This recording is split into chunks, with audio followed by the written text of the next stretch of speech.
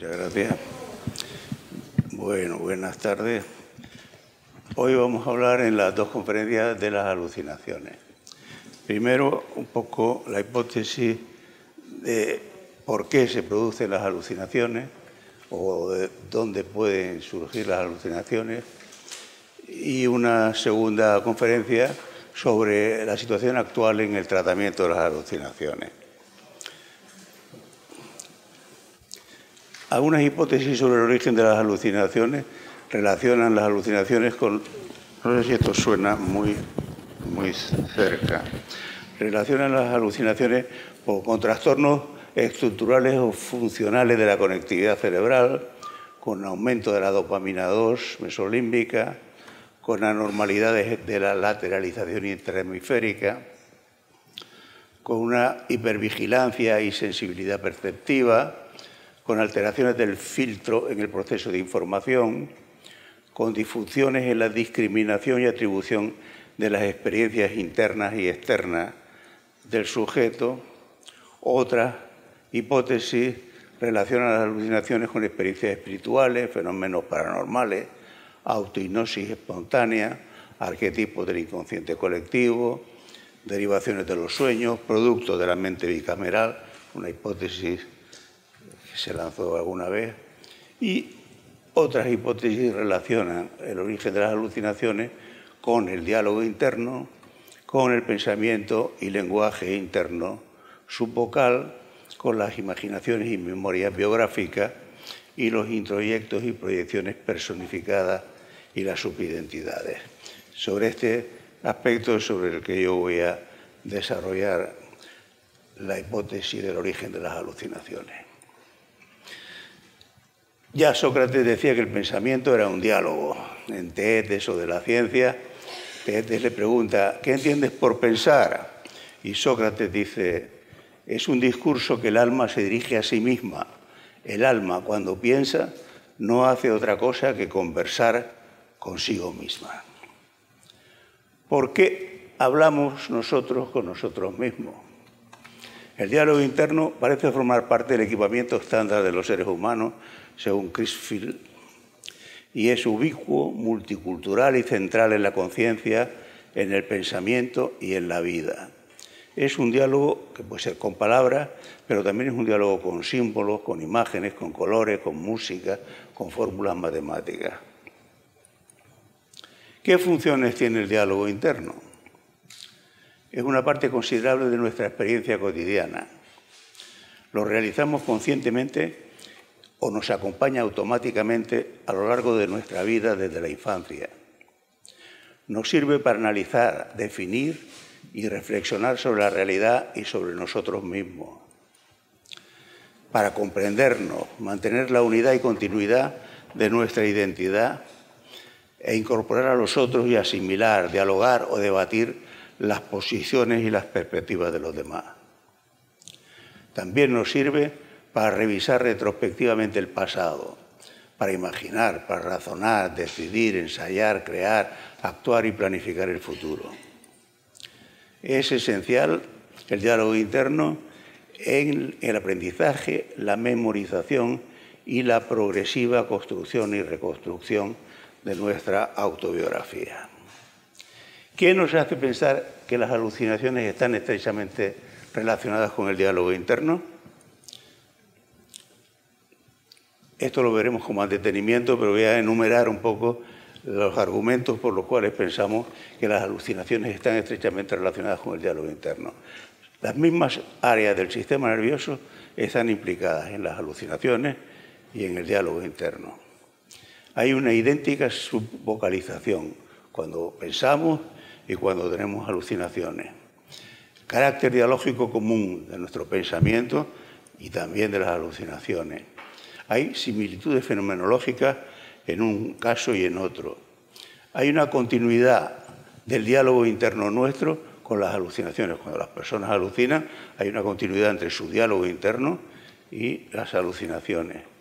Hay peculiaridades similares en el diálogo interno y en las alucinaciones de las personas sordas de toda la vida, desde el nacimiento, y las personas que dominan varias lenguas. Luego, Tanto el diálogo interno como las alucinaciones comparten las mismas personas y las mismas personificaciones. Y tienen un conocimiento común de la vida y de la intimidad. Y también evolucionan, nuestro pensamiento, nuestro diálogo interno y las alucinaciones evolucionan con las mismas vicisitudes y con cambios. Por ejemplo, en el diálogo interno, el pensamiento y las alucinaciones tienen, digamos, las mismas estructuras del sistema nervioso implicadas, que son las clásicas estructuras de Wernicke, las que tienen que ver con el lenguaje recibido, fundamentalmente. Pero sí es un tipo de alucinaciones distintas, que no es exclusivamente, digamos, verbal, auditiva verbal, sino de otro tipo. Las mismas áreas están implicadas. Por ejemplo, cuando tienen que ver con la visión o cuando tienen que ver con la sensibilidad o las alucinaciones cinestésicas.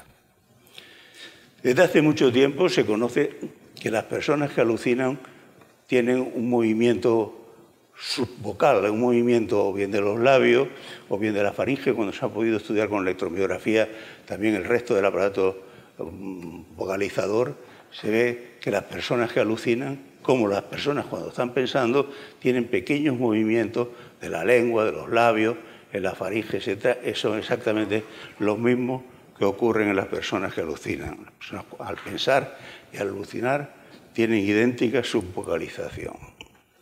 Las alucinaciones tienen también carácter dialógico, como el pensamiento. Hablan del paciente con el paciente y o ante una audiencia o grupo de referencia que hablan entre ellos, de él y con él. Incluyen muchos tonos de voces y toda clase de diálogos. Unas veces son de consuelo, de apoyo, de consejo, otras veces son críticas, burlas, insultos, amenazas, órdenes, directrices, controles. Hay relaciones de amistad en las alucinaciones, o de intimidad, o de sexo, amor, etc. En los estudios que se hacen más o menos recientemente, bastante recientemente, se están conseguido estudiar en grupos de pacientes que oyen voces y en grupos de pacientes obsesivos. Hay también unos chats de pacientes obsesivos y se ha podido investigar, aparte de los voluntarios normales, cuál es la fenomenología de las voces en los pacientes que tienen alucinaciones, en los pacientes que tienen diagnóstico de obsesiones y en la población normal. Y entonces las características acústicas son muy variables, es decir, las características acústicas de los que tienen alucinaciones a veces son más fuertes, susurros, voces de diversos tonos, etc. Pero curiosamente las obsesiones en un porcentaje menor también tienen una sonoridad en muchos pacientes y en menos grado muchos pacientes normales tienen sonoridad de su pensamiento, un 1 o un 2% de ellos. También las características de la alineación de la experiencia, que es una experiencia extraña, es una experiencia ajena, que está en nuestra mente, pero no es nuestra.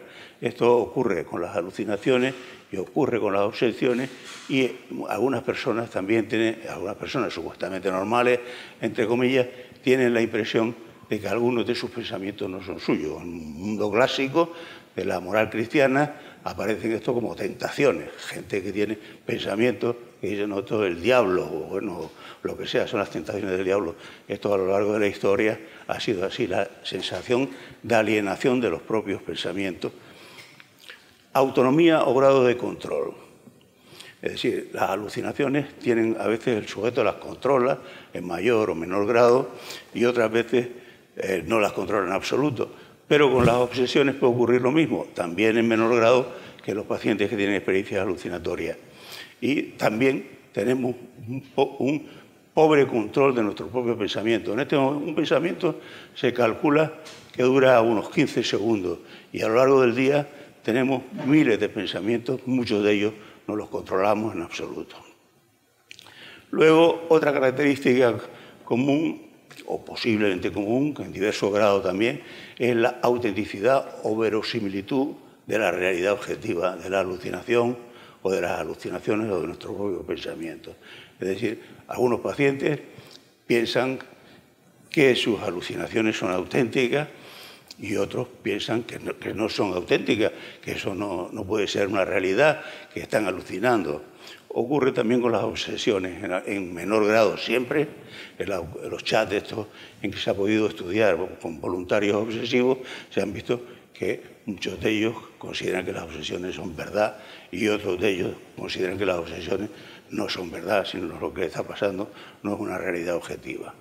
Parece que el uso de la tercera persona es más frecuente en las alucinaciones. Es decir, que oír que dice él está haciendo esto o ella está haciendo esto es más frecuente en las alucinaciones que en las obsesiones o en las personas que llamamos normales. Hay una continuidad entre el diálogo interno y las alucinaciones. El diálogo interno previo a las alucinaciones, hay una continuidad, lo que las personas que tienen alucinaciones piensan antes de tener alucinaciones, lo que piensan simultáneamente a tener alucinaciones o cómo interactúan con ellas y las preguntas que les hacen, les responden, es decir, la persona establece un diálogo también con sus alucinaciones o de alguna forma la sufre o se trata de imponer a ellas, etc. Y con posterioridad a las alucinaciones también el diálogo interno es una continuidad de la experiencia alucinatoria. La mayoría de las personas pueden asociar o diferenciar el diálogo interno y las alucinaciones. Pero existen muchas transiciones y matices, existen lo que se llaman las alucinaciones silentes. El individuo alucina pero no oye la alucinación, es como un pensamiento alucinado. Voces sin sonido y otras veces hay personas que tienen pensamientos sonoros. El pensamiento suena, incluso tienen la impresión de que los demás oyen su propio pensamiento. Los sordos de nacimiento tienen preferentemente alucinaciones cinestésicas y visuales. Y entonces, ¿qué ocurre con muchos los sordos de nacimiento? Los que hablan en el lenguaje de los sordos alucinan en el lenguaje de los sordos. Están viendo personas haciendo gestos en el lenguaje de los sordos, que es una peculiaridad curiosa. Incluso hay otros que alucinan en braille, es decir, que tienen la impresión de que están tocando, tienen experiencias sinestésicas por las cuales están tocando el lenguaje braille. Las palabras que le dicen se las dicen en braille. Esto es realmente interesante porque estas personas, muchas de ellas no han desarrollado un lenguaje verbal, bueno, los sordos de nacimiento, y en cambio alucinan con el mismo lenguaje con el que piensan. Los bilingües y los políglotas. Esto es también curioso. Ahora que tenemos tanta inmigración en España, es un tema que se podía estudiar con más detenimiento en las personas que tienen experiencias psicóticas y que dominan varias lenguas. Ya en los primeros estudios que se hicieron, lo hizo un psiquiatra polaco muy interesante, muy inteligente, que era Lukianowicz, que era un psiquiatra que trabajó en el ejército como psiquiatra militar durante la Segunda Guerra Mundial y que trabajó en diversos hospitales, uno en Polonia, luego en Estonia y posteriormente estuvo en Inglaterra también atendiendo pacientes psicóticos. Estudió, por ejemplo, lo que ocurría en Polonia cuando asistía a pacientes. Los pacientes generalmente alucinaban en la lengua materna, en la lengua de origen. Por ejemplo, si eran polacos, alucinaban, sobre todo cuando eran alucinaciones favorables o alucinaciones de consuelo, etc. Pero cuando eran alucinaciones imperativas, hostiles, etc., alucinaban en la lengua del país que había invadido Polonia. Unas veces eran los alemanes y otras veces eran los rusos. Entonces oían insultos o descalificaciones en alemán o posteriormente en ruso cuando los rusos invadieron Polonia. Se fue a Estonia, pues ya huyendo en la Segunda Guerra Mundial, y en Estonia ocurría más o menos lo mismo. Es decir, muchos pacientes escuchaban la voz según el lenguaje materno en el que pensaban también. Pero, por ejemplo, ucranianos o países de otro tipo, o que habían emigrado voluntariamente, había pacientes que se habían incorporado al ejército alemán voluntariamente, y el ejército alemán estaba derrotado, o estaba ya en situación de derrota. Entonces, estos pacientes oían, por un lado, por ejemplo, las palabras en ucraniano, por frases en ucraniano, de su madre, de su padre, etcétera, que le llamaban volver a su país, o en ucraniano también voces que le recriminaban haber abandonado Ucrania para unirse al ejército nazi. Y así sucesivamente. Eso es muy curioso, ¿no? Cómo las personas escuchaban un tipo de voces en un idioma y escuchaban otro tipo de voces en otro cuando dominaban varios idiomas. En Sudáfrica hay bastantes lenguas y hay un inglés dominante de la colonización. Los pacientes en general que tienen alucinaciones escuchan casi siempre en su propio idioma materno las alucinaciones, excepto cuando son imperativas o hostiles, y en ese caso las escuchan en inglés. En Estados Unidos, otro que se ha hecho un estudio de bilingües inmigrantes, chinos o hispanoamericanos, entonces ocurre exactamente lo mismo.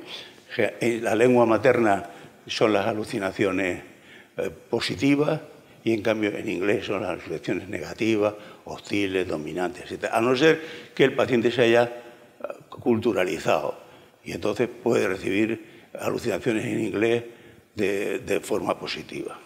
Esto nos indica que las personas alucinan de la misma forma que piensan, generalmente. Sabéis que con un idioma se piensa siempre en un idioma hasta que se domina un segundo idioma, y se pueden llegar a pensar en ese segundo idioma. En ese caso, las alucinaciones pueden producirse en ese segundo idioma en el que el sujeto se ha acostumbrado a pensar. Las alucinaciones y el diálogo interno comparten las mismas personas y las mismas personificaciones. En la mayoría de los casos, el sujeto puede identificar a la persona o personas que le hablan por su voz, por el tono, por la relación que establece y por el contenido de lo que dicen. Si oye a su madre, o a su padre, o a su novia, o a su esposa, o lo que sea, escucha exactamente el tono de voz que tienen unos y otros y de la forma que le hablan unos y otros. Y además, el contenido de lo que dice puede identificar perfectamente que quien le está hablando es su expareja, o su amigo, o su jefe, de alguna manera, y tiene el mismo tono de voz de la persona a la que escucha. En general, las alucinaciones son de experiencias biográficas y de su diálogo interno y preocupaciones previas. Otras alucinaciones son introyectos distorsionados o metafóricos de su vida o arquetipos del mundo religioso y cultural. La gente que oye la voz de Dios o la Virgen María, pues evidentemente no tiene ninguna experiencia personal de cómo es la voz de Dios o cómo es la voz de la Virgen María. Pero forman parte de los arquetipos o de las visiones globales que tiene cada cual en sus propias creencias, en sus propias religiones. El diálogo interno y las alucinaciones conocen también la intimidad y la vida de las personas. Conocen sus fantasías, sus aspiraciones, sus deseos, sus conflictos más dolorosos, sus historias más traumáticas. Es decir, las alucinaciones conocen toda nuestra vida, de la misma manera que la conocemos nosotros. Los aspectos más vulnerables, peor imagen, etc. Eso indica que las alucinaciones de alguna manera forman parte de nuestro propio pensamiento. En los estudios terapéuticos se han visto cómo las alucinaciones van cambiando según cambia la terapia, según se modifica o según cambian las experiencias que tiene el sujeto de la realidad o no de las alucinaciones.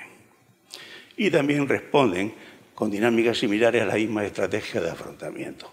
Existen estrategias de afrontamiento de las alucinaciones, pero también existen estrategias de afrontamiento de nuestro diálogo interno, sobre todo negativo. Hay terapias dedicadas exclusivamente a que las personas no se, mortifiquen continuamente con sus propios pensamientos sobre sí mismos, ¿no? Pues exactamente, las terapias que se usan para ayudar al control de los propios pensamientos negativos son las mismas que se usan para el control de las alucinaciones.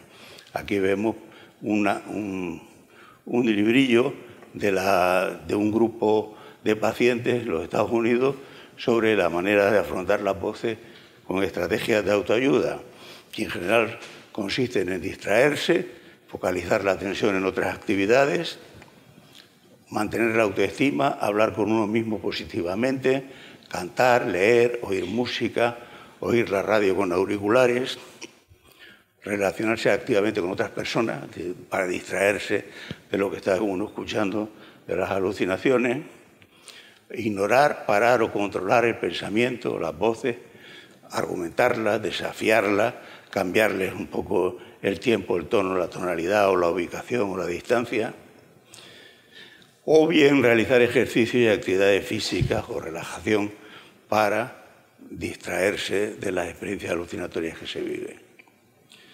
¿Son las voces una alteración o variación del diálogo interno? ¿Existe una continuidad entre, digamos, el diálogo interno, el pensamiento hiperreflexivo o rumiativo, el pensamiento intrusivo, obsesivo y las alucinaciones? Esta es una cuestión interesante. ¿Cómo se desarrolla nuestro diálogo interno? Los que estudiaron, digamos, la psicología infantil, estudiaron pronto la formación del pensamiento y de los símbolos en el niño, Piaget, Vallon o ya Vygotsky y Herbert Mead también son pioneros en el estudio del desarrollo del diálogo interno, del pensamiento en los niños. El diálogo interno se desarrolla a partir del diálogo externo, no solamente en palabras, en todo. Es decir, ya el niño aprende preverbalmente lo que significan los gestos, las actitudes, etcétera, antes de que empiecen las personas que están relacionándose con él a hablar o antes que él entienda lo que es el lenguaje.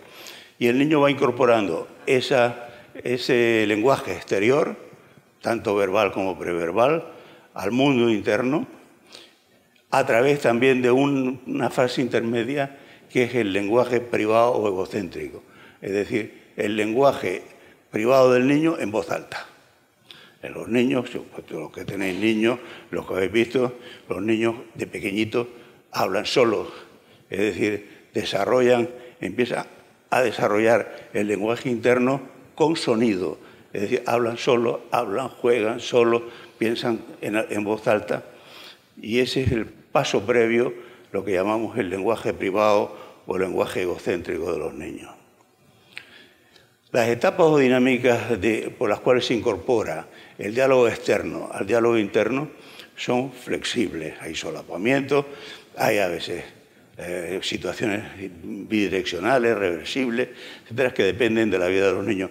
En algunos momentos los estudios que se han hecho, por ejemplo, Vygotsky trató de hacer estudios después de la Revolución Rusa, tratando de ver si con la Revolución los campesinos que habían aprendido y se habían culturalizado tenían una mejor incorporación más rápida del diálogo interno, etcétera, ¿no? El diálogo interno se aprende según variables de la interacción del niño con los adultos y lo que el niño aprende de lo que es el diálogo externo, con todas sus características, con todos sus matices y con toda la riqueza o pobreza que puede tener el diálogo externo en el que el niño se encuentra. Los diálogos externos y diálogos internos se complementan o interfieren, se internalizan o externalizan y son también sonoros o silentes. En España, en la Autónoma de Madrid, se han hecho varios simposios dedicados al lenguaje privado o egocéntrico y se han publicado libros realmente valiosos. Una de las personas que más ha trabajado eso es Ignacio Montero. ¿Persiste el lenguaje privado o este lenguaje en voz alta en el adulto? Pues sí, persiste. Todos tenéis experiencia de cómo habláis en voz alta en diversas situaciones. Por ejemplo, cuando se está aprendiendo cosas o se está memorizando o cuando se está aprendiendo segundas lenguas, los analfabetos pues están aprendiendo el lenguaje. También cuando se están realizando tareas, hay gente que está realizando, cocinando, fregando o conduciendo, y está hablando sola. Hablamos en ese tipo de lenguaje. O en los deportes, veis en la tele como los tenistas hablan solos, los futbolistas o lo que sea, también es frecuente. Y generalmente la gente habla sola en situaciones de tensión, en preocupación, conflicto o un uso expresivo emocional. O sea, el lenguaje privado existe en el adulto Y también la gente habla sola en ámbitos privados donde no es observado ni censurado. Antes era muy fácil ver a la gente hablando dentro de los coches, hoy no se sabe si usan el móvil o no, pero era frecuente que dentro de un coche veía a una persona hablando sola, riéndose sola, o haciendo, bueno, por la calle hay mucha gente riéndose sola, ya no se sabe riéndose o haciendo todo tipo de gestos, pero ya no se sabe si es que tienen un móvil o un pinganillo en la oreja o no. ¿Por qué se silencia el lenguaje privado, este lenguaje en voz alta que tenemos desde la infancia? Pues no es una consecuencia del desarrollo infantil. No es que el niño vaya hablando solo y luego deje de hablar solo, etc. Es un proceso de socialización. Hay un énfasis social en que se suprima el lenguaje privado. O sea, que hablar solo molesta en la interacción social porque distrae, confunde o interfiere con el diálogo externo y puede ser, hablar solo puede ser impertinente o puede ser demasiado sincero, etc. O sea, hemos aprendido socialmente, Erving Goffman en este libro desarrolla toda esa teoría de la socialización y silenciación del lenguaje privado egocéntrico en el adulto. Probablemente la silenciación del lenguaje privado es el resultado de la evolución histórica y social de los seres humanos. Evidentemente, al callarnos o al pensar sin sonido, disminuimos nuestra vulnerabilidad y la dominación que los demás pueden hacer en nosotros. Facilitamos la privacidad, el secreto, la ocultación, el engaño, la adaptación, la ofensiva y la defensa. El diálogo externo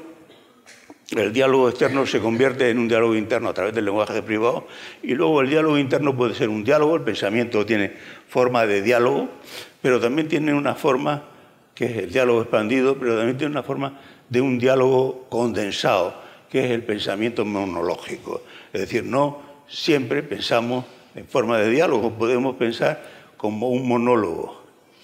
Y en ese caso el lenguaje es menos articulado, ya no tiene la estructura dialógica, ya se pierde el sujeto, no necesitamos continuamente hablar con el otro, de tú y yo, etc. Y hay abreviaciones semánticas porque hay un predominio del significado personal de las cosas sobre el significado general. Y aglutinamos la palabra para simplificar conceptos complejos y además muchas palabras están cargadas de sentidos personales, con mucha riqueza del significado personal. Veis que este pensamiento monológico, que ya es silente, evidentemente tiene características muy parecidas a lo de los pacientes psicóticos que hablan en alto, con una cierta incoherencia e ininteligibilidad, como hablábamos ayer. Pero con el diálogo interno se internalizan las voces y se internalizan muchas más cosas. No se internaliza solo el lenguaje, se internalizan actitudes, normas, valores, ideologías, afectos, deseos, temores. Estamos internalizando en el diálogo externo todo el mundo que nos rodea, todo el contexto que nos rodea. O sea, estamos escuchando, hablamos, vemos el lenguaje, pero también nos estamos incorporando valores, estamos incorporando actitudes de las personas que nos rodean, estamos incorporando, digamos, el conjunto de la realidad externa. Y además, la internalización del diálogo externo es asimétrica. Esto es importante, porque también las alucinaciones son asimétricas. De alguna manera las escuchamos de una forma pasiva. Es decir, hay una dominancia significativa del interlocutor, pero es que también en el diálogo interno, cuando lo incorporamos, hay una dominancia del interlocutor. Si son nuestros padres los que nos hablan, etcétera, o nuestra madre, o nuestros profesores, etcétera, y nosotros percibimos de una forma, digamos, sumisa, de alguna forma, o secundaria, esa autoridad de la persona que interlocuta con nosotros. Con las voces, además, se internalizan todo tipo de historias, imágenes, relatos, experiencias biográficas significativas. Es decir, las voces internalizan experiencias de ternura, de sexo, de dolor, de culpa, etc. Pero no todo es memoria biográfica en el diálogo interno. También hay imaginación y también hay fantasía. Es decir, no todo lo que tenemos en el pensamiento lo hemos incorporado solamente de la realidad externa. También hemos utilizado la imaginación y la fantasía en el desarrollo de nuestro lenguaje interno. Decíamos ayer que la imaginación nos permite planificar, afrontar y contemplar alternativas al mundo real y además nos proporciona un amplio abanico de respuestas. No está sujeta a la dimensión temporal del pasado, presente y futuro, ni a la corregibilidad y fiabilidad de la experiencia, y nos posibilita el pensamiento científico, artístico y creador. La fantasía nos ayuda también a eludir el mundo real y sus frustraciones y deprivaciones y conflictos. Buena parte del diálogo interno es un diálogo imaginario.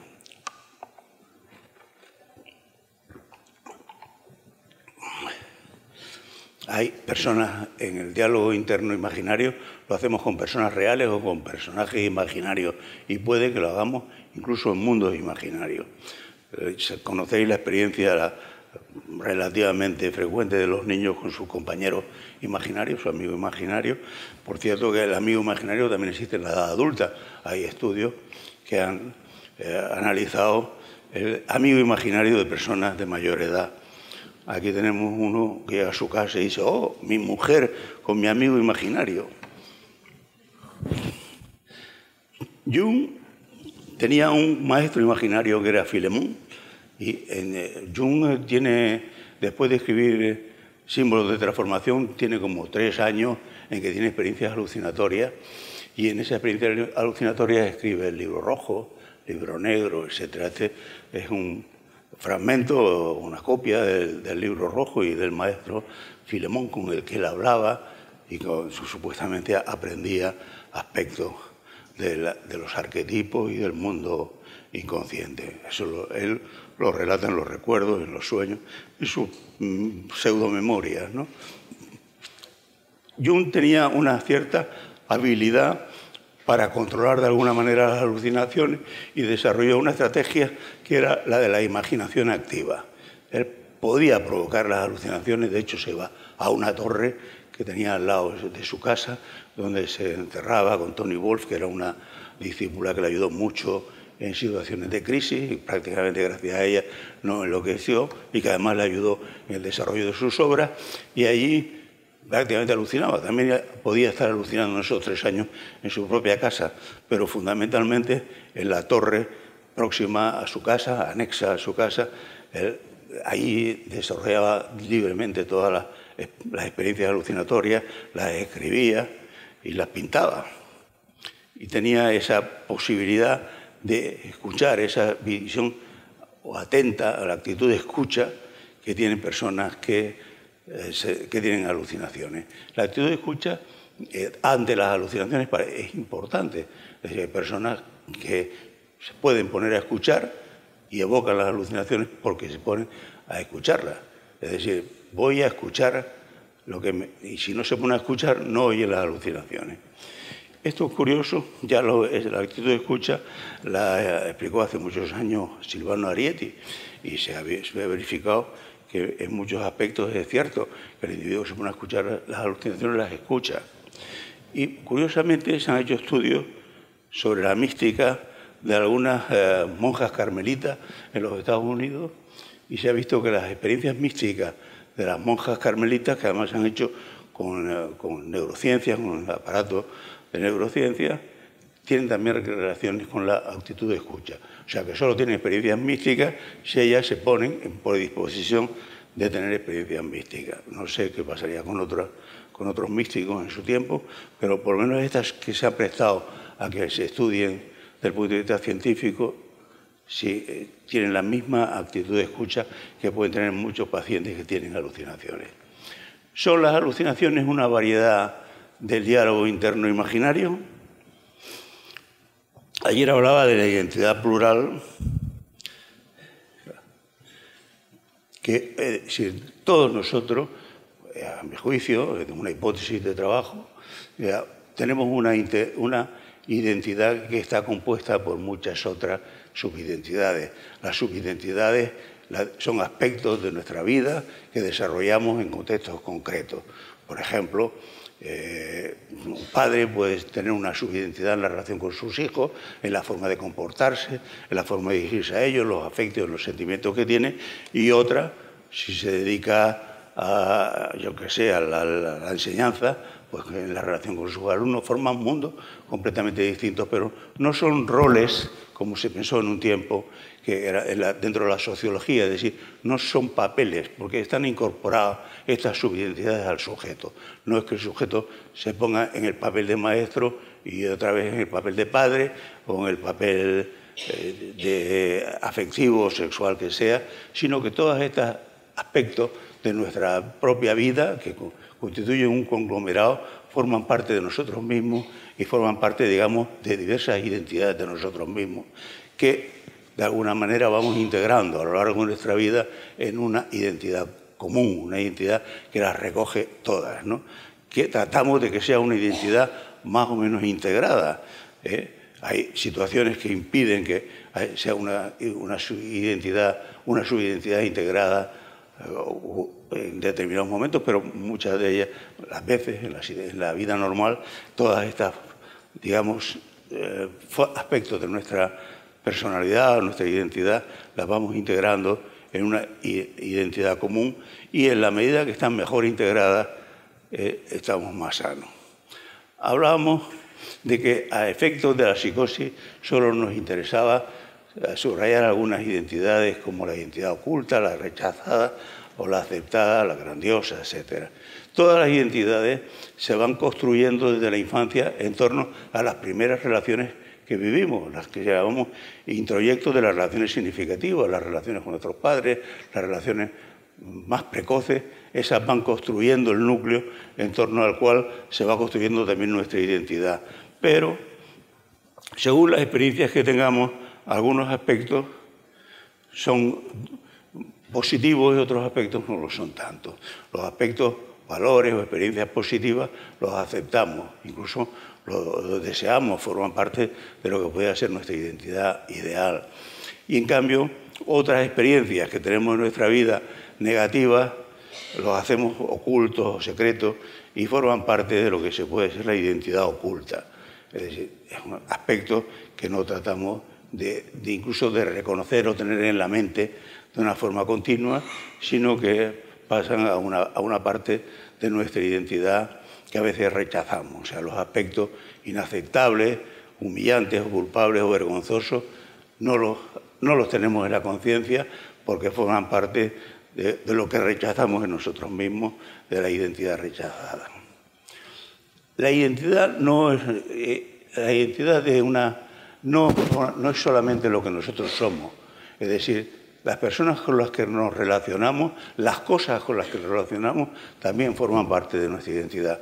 Esto fue una observación precoz de William James. Es decir, nuestro coche, nuestros hijos, los trajes que usamos, el móvil que usamos, todas esas cosas forman parte de nuestra identidad, pero no son nuestras. Es decir, nuestra mujer o nuestro marido forman parte de nuestra identidad, pero ellos tienen vida propia. Y nuestros hijos también tienen vida propia, nuestro jefe o nuestros subordinados, todas estas personas tienen vida propia. Incluso nuestra identidad puede estar dentro de un partido político y ese partido político tiene vida propia también y forma parte de nosotros mismos, nuestra religión. Y lo que significa nuestra religión no solamente depende de nosotros, depende de otras muchas cosas. Por tanto, lo que nos rodea, aquellas cosas que forman parte de nuestra identidad, pero no somos nosotros mismos, tal cual, forma parte de lo que se puede llamar la identidad extendida, lo que llamaba William James el self extendido.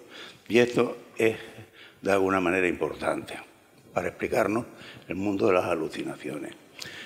A lo largo de nuestra vida, ¿cómo vamos configurando la identidad? O sea, hay algo, tratamos de defender la unicidad de la identidad, no podemos tener dos identidades distintas, diferenciadas y en conflicto. Tratamos de que nuestra vida tener una sola visión de nosotros mismos. La identidad, al fin y al cabo, es qué somos nosotros, quiénes somos nosotros. Esa es la visión de la identidad, diferencia de la personalidad, que puede ser más abstracta, un conglomerado de cosas, pero la identidad ya se pregunta por quiénes somos nosotros. Es decir, que solo podemos ser una sola persona con una sola identidad.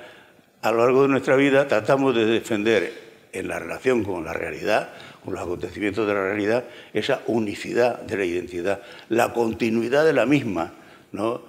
Si perdemos la continuidad de nosotros mismos, entramos en crisis. Y luego la autonomía, la no dependencia de los demás, el poder tomar decisiones propias. Y luego una cosa también clave a lo largo de las interacciones con la realidad es que tratamos de mantener nuestra autoestima, la valoración de nosotros mismos. Entonces, toda interacción de nosotros con la realidad, es decir, con personas, con conflictos, con la situación que vamos viviendo, tratan de mantener esa unicidad, continuidad, autonomía y autoestima de nosotros mismos. Y la realidad, las cosas de la realidad que vivimos, las evaluamos, nos adaptamos a ellas o las asimilamos. Curiosamente, el sistema nervioso dedica el 90% del tiempo al mundo interno del sujeto. Es decir, solamente el 10% de la energía del sistema nervioso está dedicado a la respuesta a los estímulos externos, cosa que nos parece sorprendente. Parece que todo lo que hacemos tiene que ver con los estímulos externos. Pues el cerebro está funcionando continuamente en una recomposición nuestra y el 90% de la energía cerebral está dedicada justo a esta recomposición continua de nuestros pensamientos, deseos, reflexiones, etcétera, de lo que hemos vivido, nuestros sueños, etcétera. ¿Qué ocurre en las crisis biográficas? Llamamos crisis biográficas aquellos cambios que son cualitativos, negativos y dolorosos en nuestra vida y que amenazan de alguna forma estos cambios a nuestra unicidad, continuidad, autonomía y autoestima. Cuando vivimos situaciones que suponen cambios cualitativos, negativos y dolorosos en nuestra vida, que entramos en riesgo nosotros mismos y podemos tener lo que se llama una identidad vulnerable, que es de alguna manera una identidad menos integrada en los aspectos de las subidentidades. Para adaptarnos nos movemos con mecanismos de defensa y con estilos de afrontamiento. Cuando nos encontramos en situaciones de crisis, lo que hacemos es rumiar, hiperreflexionar, como dicen algunos fenomenólogos actuales.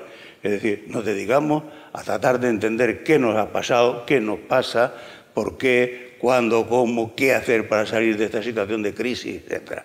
O sea que todas las crisis suponen una hiperreflexión nuestra, es decir, una rumiación continua de la historia que estamos viviendo, de lo que está pasando a nuestro alrededor y de lo que vivimos nosotros en nosotros mismos también.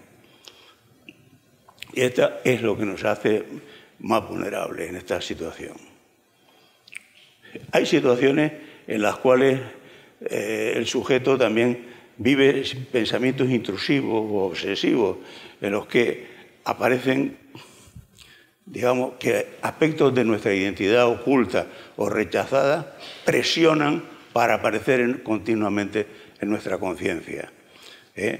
Aún en el diálogo interno intrusivo, obsesivo, el sujeto mantiene, digamos, la identidad aceptada como entidad más importante. Es decir, la identidad aceptada en el sujeto normal es la identidad más importante, mientras que la oculta o rechazada o grandiosa, etcétera, pertenecen a una situación subalterna, excepto en situaciones de crisis en que ya fracasan las defensas para estrategias para salvarnos de nuestra situación vulnerable y podemos entrar en una de las crisis de la identidad, que en este caso, hablando de la psicosis, la crisis psicótica, que tiene las características de que ocurre con proyección o delirio, como ya es, con extinción y fragmentación, que generalmente se corresponde a alucinaciones, y con regresión cognitiva, como decíamos ayer, que es una regresión a un mundo fantástico.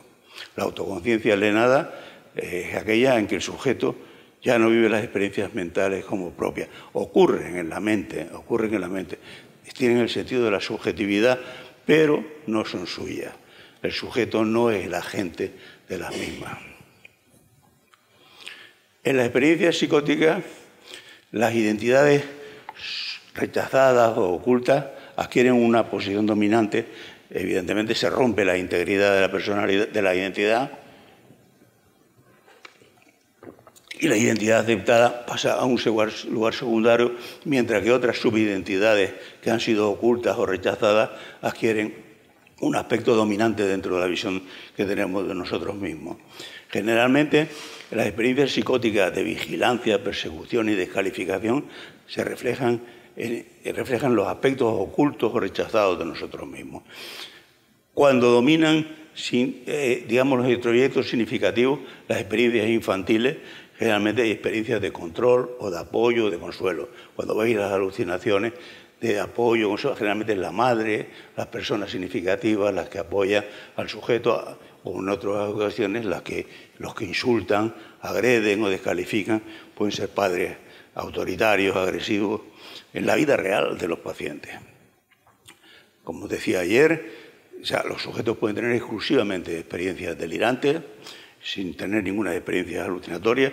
De hecho, el 80% de los pacientes tiene experiencias delirantes y menos, el 60% o por ahí tiene experiencias alucinatorias. Puede tener ambas cosas y un número menor, que puede ser casi el 40 o por ahí, tiene, además de experiencias delirantes y experiencias alucinatorias, regresiones a un mundo fantástico como manera de resolver sus conflictos que de otra forma no puede resolver. Si consideramos el esquema del self extendido, de la identidad extendida, vemos, por ejemplo, respecto a los introyectos de las relaciones significativas, en rojo abajo, como la hipótesis de las alucinaciones como diálogos internos imaginarios con voces significativas de las subidentidades que adquieren posiciones dominantes en las crisis de la identidad con fragmentación, externalización y regresión cognitiva. Esta es la hipótesis con la que mantengo hoy. En este terreno, las voces de control y descalificación vienen de experiencias de este tipo. La omnipotencia de las voces. Muchas voces también son omnipotentes, pero se refieren siempre a experiencias infantiles en las cuales el sujeto tiene un interlocutor que le agrede, le insulta, le ordena o le dice lo que tiene que hacer, ¿no? O en otro caso, en personas con relaciones simbióticas, las voces maternas que le ayudan, le consuelan, le dicen. El sujeto puede tener las dos cosas, puede tener las dos voces. Puede escuchar al padre insultándole y a la madre consolándole, o no solamente el padre o la madre, pueden ser figuras femeninas o masculinas, más o menos tergiversadas y generales, unas que le ayudan y otras que le descalifican, y en ese diálogo interno puede vivir el paciente. Otras veces las voces proceden de la subidentidad rechazada, y son, por ejemplo, experiencias dolorosas por el abuso sexual infantil, aparecen en el sujeto de alguna forma, a veces con las mismas características del abuso que se tuvo, etc., y otras veces de una forma más o menos distorsionada y aceptable. Otras veces hay voces de la identidad oculta que aparecen en el sujeto con experiencias.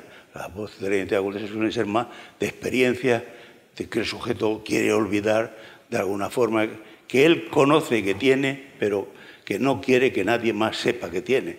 Por ejemplo, yo que sé, una señora con una conducta promiscua o un ladrón, hay muchos. Aquí tenemos un político que dice que él tiene un bolsillo para cada cosa, para lo privado y para lo público, y por tanto no tiene ningún problema de cohesión en sí mismo, ¿no?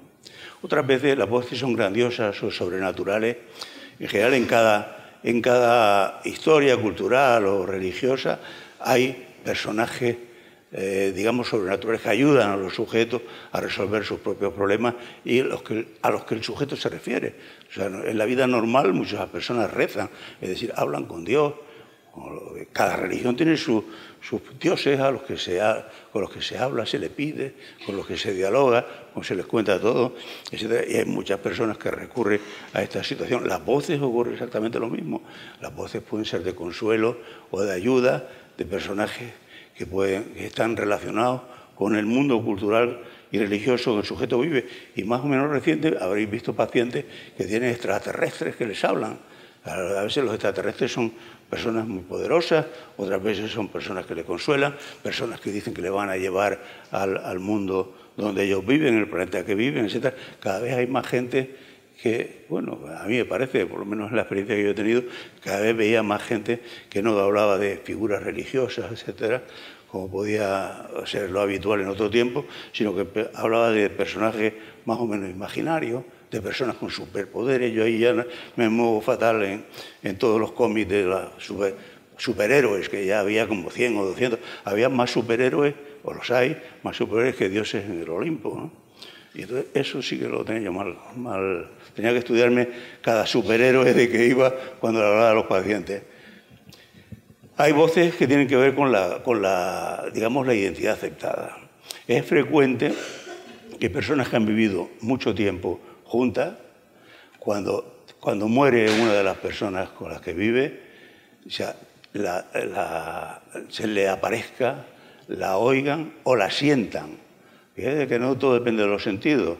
Es decir, que uno siente que su marido muerto está en la misma habitación, que siente su presencia. Sentir la presencia no es ningún sentido que yo tenga conciencia. Otras veces les ven y otras veces les oyen o les tocan. Es decir, por ejemplo, los estudios que se han hecho en varios países, en Japón esto es muy frecuente.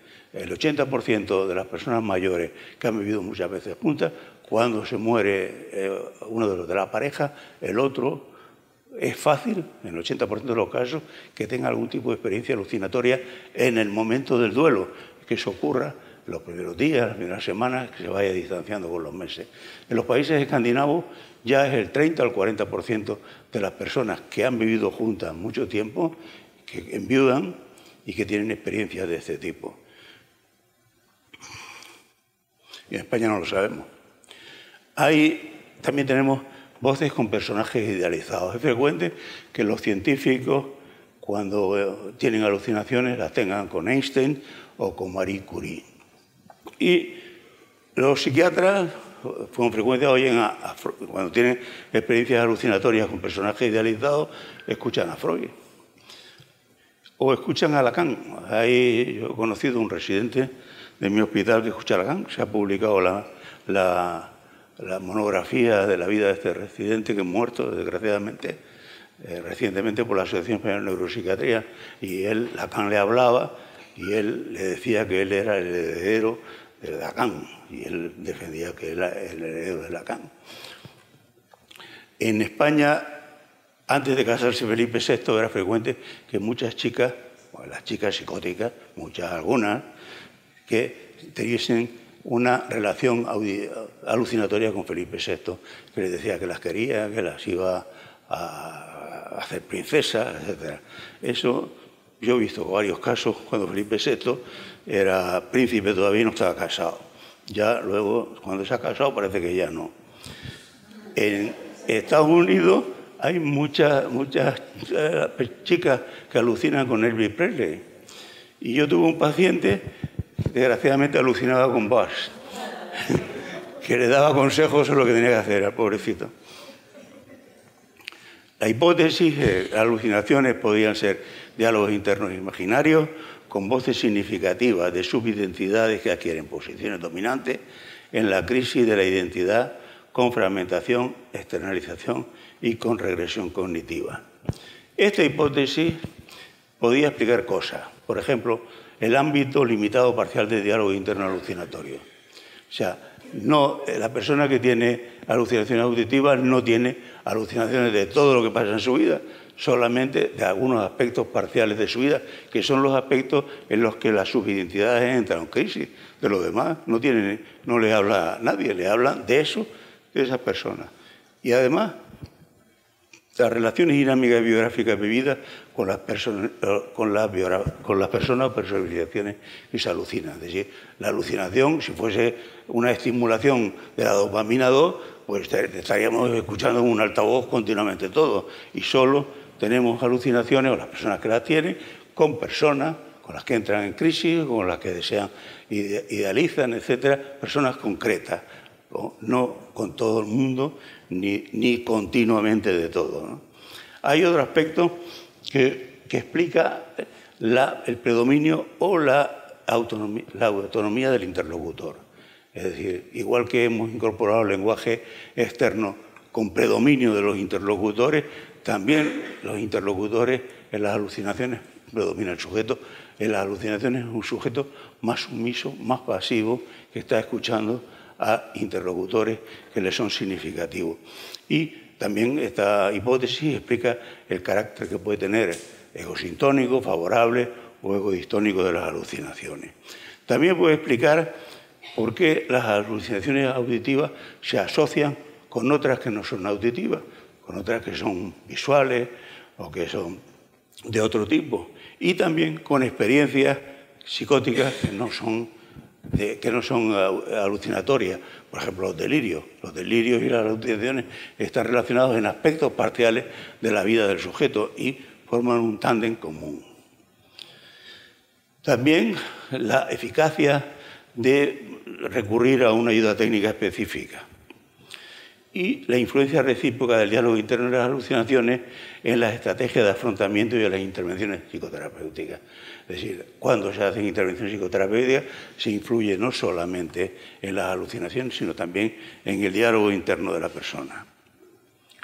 Hay cosas que todavía están pendientes en el mundo de las alucinaciones. Por ejemplo, la causalidad. ¿Por qué unos las oyen con sonoridad, con fuerza? ¿Por qué las oyen incluso? ¿Qué tipo de predisposición existe? ¿Existe algún tipo de prevención posible? Y luego, las llamadas relaciones de las alucinaciones con el trastorno del pensamiento. Hablamos ayer de la regresión cognitiva, pero hay otro tipo de trastornos del pensamiento, como los bloqueos, no solamente con la telepatía, y eso está francamente mal estudiado. Es decir, la relación que hay entre experiencias psicóticas. Las diversas cualidades sensoriales de las alucinaciones, por qué unas son silentes, por qué otras son susurros, susurros que son más cariñosas, más aconsejadoras. Las alucinaciones, evidentemente, digamos, omnipotentes, suelen ser fuertes, a gritos, etc. Este tipo de cualidades sensoriales de las alucinaciones o de experiencias obsesivas también todavía hay mucho que estudiar con ellas. Y luego, otro aspecto que hay que estudiar es la verosimilitud de las alucinaciones. O sea, hay gente que vive las alucinaciones y dice, no, estos son alucinaciones, y hay otros que las viven, esto es una realidad clarísima. Unas se le llamaban pseudoalucinaciones en un tiempo, cuando el sujeto percibe que eso no está ocurriendo en la realidad, pero lo está viviendo, y otras personas están convencidos de la realidad que viven. Y luego, un tema que tenemos que estudiar en el futuro son los mecanismos de la dinámica que diferencian la alucinación en los trastornos psicóticos de las alucinaciones en trastornos orgánicos o productos tóxicos. Las alucinaciones como una variación del diálogo interno. Yo no sé si esta hipótesis tiene más imaginación que la que desearíamos o más verdad de la que ahora nos podemos imaginar. Pues nada más, muchas gracias.